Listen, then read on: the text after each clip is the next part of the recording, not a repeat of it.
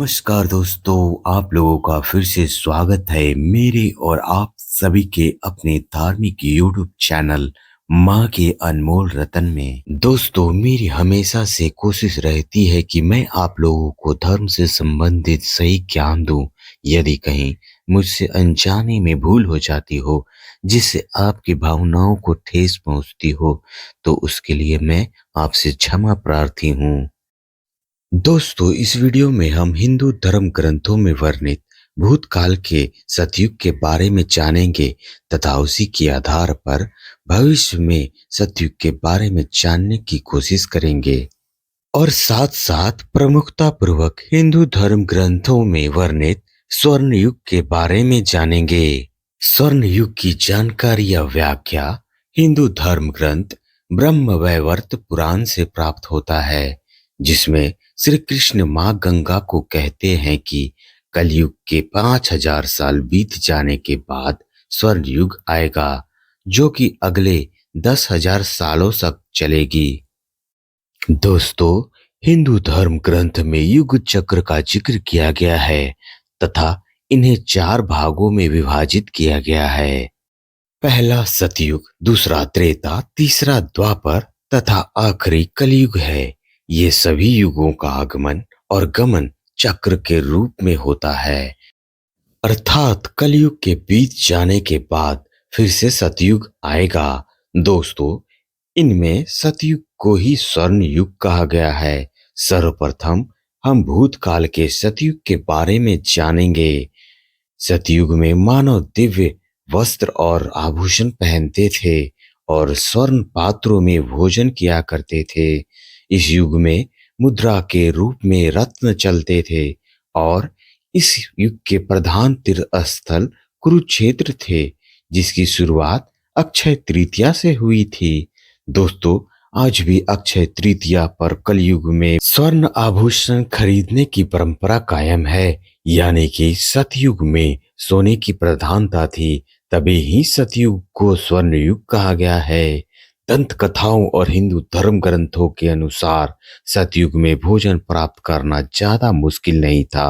तब गायें स्वयं ही अपने अधिक उत्पन्न दूध को मनुष्यों को दे दिया करती थी।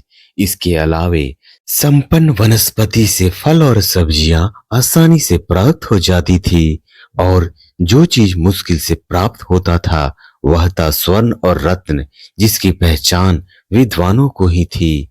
दोस्तों, इतिहास गवाह है कि किसी भी युग या साम्राज्य की दशा की पहचान उस साम्राज्य में प्रचलित मुद्राओं से किया जाता रहा है। अर्थात स्वर्ण युग में जिस तरह स्वर्ण और रत्न मुद्रा के रूप में प्रचलित थे, उसी प्रकार सतयुग के लोगों का चरित्र भी स्वर्ण और रत्न जैसा था। यहाँ तक कि कलयुग में एक साम्राज्य ऐसा भी था जब चर्म से बनी मुद्राएं प्रचलन में थी और उस साम्राज्य के लोगों का चरित्र भी चर्म जैसा था।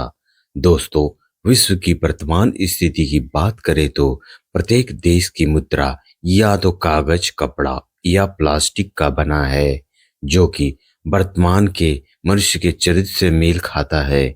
जिस प्रकार भूतकाल में स्वर्ण युग में स्वर्ण मुद्रा होने के साथ लोग स्वर्ण के बर्तन में भोजन किया करते थे और वर्तमान में मानव जाति के पास कागज की मुद्राएं हैं और साथ ही साथ लोग कागज के बने पात्र में आहार ग्रहण कर रहे हैं, तो यह वर्तमान परिस्थिति के अनुसार भूतकाल की परिस्थिति को सत्य माना जा सकता है। तो आइए दोस्तों, हम अपने आने वाले भविष्य की परिकल्पना करते हैं। वर्तमान युग डिजिटल और इंटरनेट का है, जिसकी परचम अभी बढ़ने वाली है। वर्तमान में लोग प्रतिदिन कंप्यूटर और मोबाइल और वेब के माध्यम से जुड़े रहते हैं और भविष्य में इसके तीव्र विकास की संभावना है। और तो और डिजिटल करेंसी का भी प्रचलन बढ़ रहा है। वर्तमान में हम भोजन इंटरनेट के माध्यम से मंगवाकर डिजिटली पैसे का भुगतान करते हैं, तो यह संभव है कि भविष्य की करेंसी डिजिटल हो जाएगी। दोस्तों, मैं किसी विशिष्ट देश या धर्म की आलोचना कभी नहीं करता, न ही उनके द्वारा प्रचलित मुद्राओं की। अब जरा मेरी बातों को गौर से सुनिए। धर्म चक्र कभी नहीं रुकता। क्या आपने अपने बुजुर्गों से सुना है या कहीं देखा है कि स्वर्गलोक में लोग अमर रहते हैं और उन्हें भोजन करने की भी आवश्यकता नहीं पड़ती? तो क्या ऐसा सोचना असंभव है कि भविष्य में मनुष्य सर्वलोक काल में चले जाए, मृत्यु के कारण नहीं बल्कि शरीर के साथ, जैसा कि भूतकाल में श्री कृष्ण जी और महाभारत के योद्धाओं के साथ हुआ है? दोस्तों, श्रीमद् भागवत पुराण में ऐसा वर्णन है कि कलयुग के अंतिम समय में मुद्राओं का मूल्य बहुत गिर जाएगा। यानी स्वर्ण मुद्रा से पतित होते होते वैश्विक मुद्रा डिजिटल हो जाएगी। और भले ही डिजिटल मुद्रा का मूल्य होगा, पर इसके बने पदार्थ का कोई मूल्य नहीं है। पर ऐसा भी हो सकता है कि जब डिजिटल करेंसी के युग में भविष्य के सतयुग का आरंभ हो जाए, जिस प्रकार भूतकाल में सतयुग में लोगों को भोजन के लिए मेहनत नहीं करना पड़ता था, उसी प्रकार भविष्य में सतयुग में लोगों को बिना मेहनत किए भोजन प्राप्त हो जाए, और जो शायद रोबोट द्वारा बनाए भोजन खा सकेंगे, और भोजन का भुगतान डिजिटली करेंसी के रूप में हो जाएगा।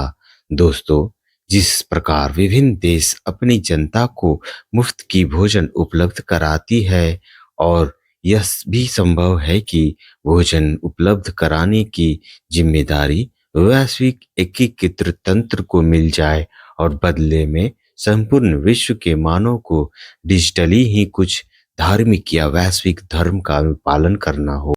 और ऐसा कालखंड तभी आ सकता है जब संपूर्ण पृथ्वी लोक भीषण युद्ध काल से गुजरा हो तथा पृथ्वी पर भयंकर तबाही हुई हो।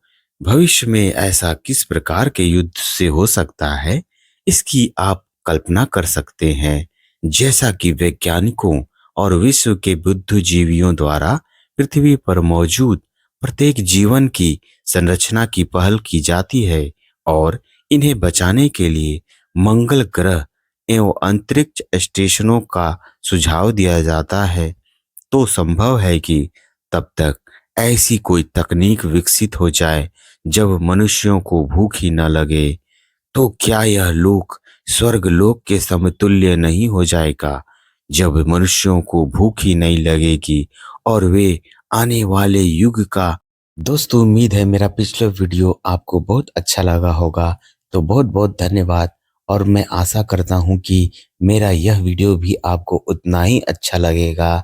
तो मेरे वीडियो को लाइक करें दोस्तों, और मेरे इस चैनल को सब्सक्राइब करें ताकि मुझे मोटिवेशनल मिल सके, और मैं ऐसे ही शिक्षाप्रद वीडियो आप लोगों के लिए बनाता रहूं। तो धन्यवाद।